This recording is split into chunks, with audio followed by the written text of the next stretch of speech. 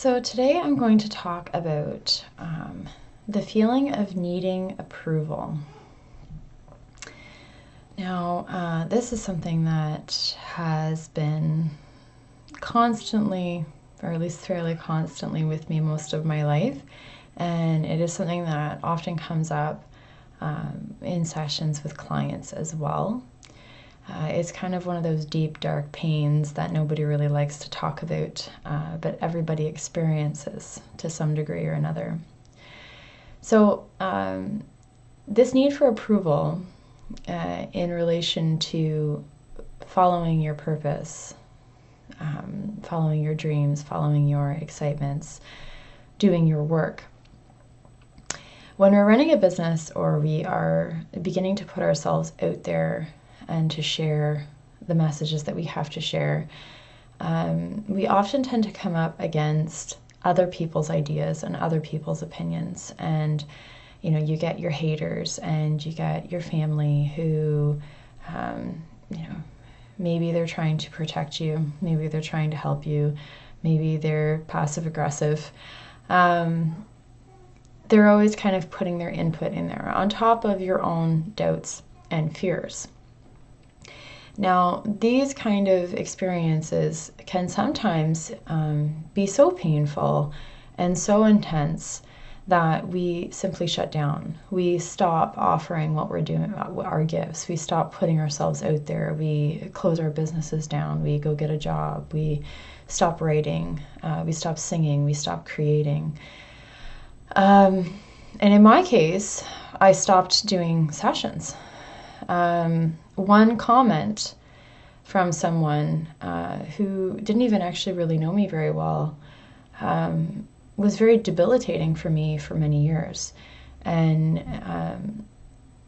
it was during that time that I personally, I wanted to inquire as to why one simple comment could have shut down my ability to give and receive and to put myself out there.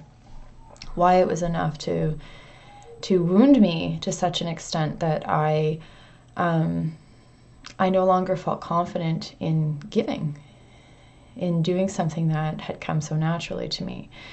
And it was because I had believed what they said. I believed that there was some truth in what they said.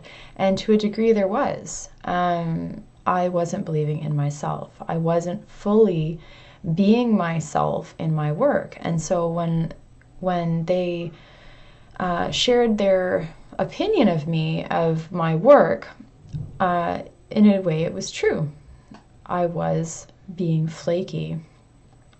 I wasn't being authentic. I wasn't fully being me. And while I was offering a gift and I was giving something of myself and I was truly helping, I wasn't 100% myself. I wasn't 100% vulnerable in what I was doing. And so one offhand comment like that was enough to simply shut it down entirely.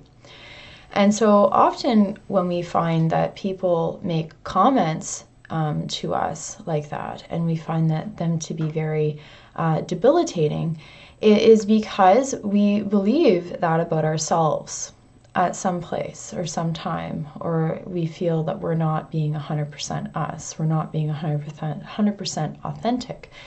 And that is why a comment like that can have that kind of power.